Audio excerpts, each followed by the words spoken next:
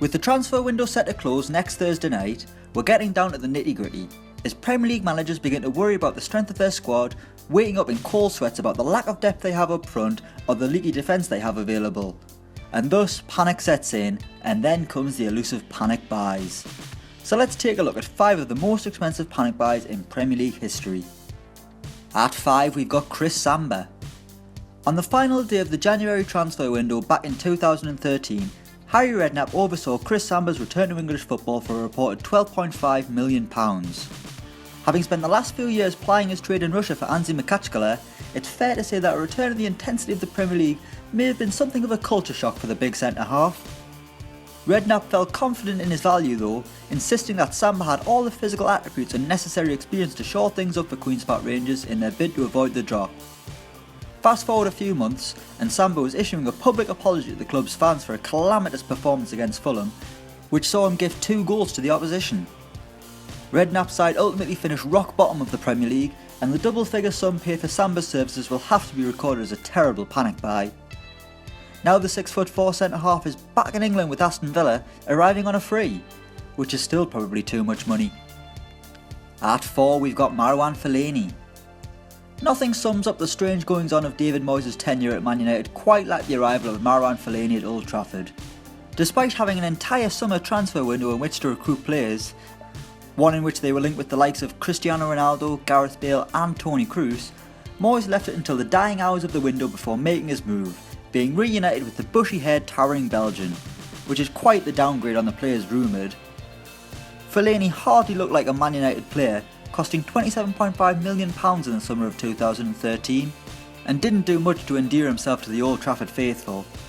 Even as recent as last season, the Afro-donning midfielder was being booed by his own fans, much to the displeasure of Jose Mourinho, who certainly has a place for Fellaini in his Manchester United squad. At 3 we've got Moussa Sissoko. The most recent example of a panic buy, Tottenham decided to pay Newcastle a whopping £30 million last summer for Moussa Sissoko. The Frenchman had moved to Tyneside in January 2013 and on his home debut set St James's Park alight with 2 goals against Chelsea, almost ruining Ashley Cole's career in the process. 3.5 years on, and Newcastle fans were desperate to see the back of Sissoko, whose countless gutless performances played its part in the Magpies' demise into the Championship.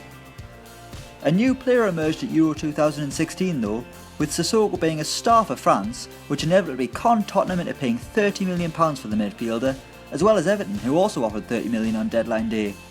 That is until Sissoko started avoiding Ronald Koeman's phone calls. With Tottenham looking to make strides towards the Premier League title, Spurs fans quickly worked out what they'd really bought. At 2 it's Andy Carroll. Another player who Newcastle sold on transfer deadline day, but this time got even more money. With Liverpool paying the Geordies £35 million for their number 9 hero in January 2011, Kenny Dalglish was in a state of panic in the winter window, with Fernando Torres heading to Chelsea for £50 million. The Reds had to act quick and replace their Spanish sensation, and while they got it bang on by signing Luis Suarez from Ajax for £22.8 million, they got it oh so wrong when they decided to make a move for Andy Carroll as well.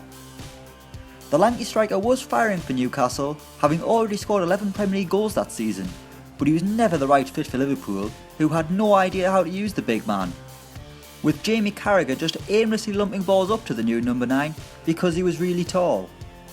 Surprisingly, that tactic didn't work, and Carroll was shipped off to West Ham, while Mike Ashley continued to count his money that he just robbed Liverpool of. And at number 1 it's Angel Di Maria. When it comes to adding a few extra £1 million to your asking price, nothing does the job better than a standout performance in a Champions League final, and the world was certainly watching when Di Maria used his pace to beat 3 men and set up a decisive goal for Real Madrid in the 2014 final. Given his ferocious acceleration and ability to turn on the magic in an all-important game, many Manchester United fans saw his signing as a big statement of intent, a return to the electrifying wing play that helped to define the Ferguson era at Old Trafford.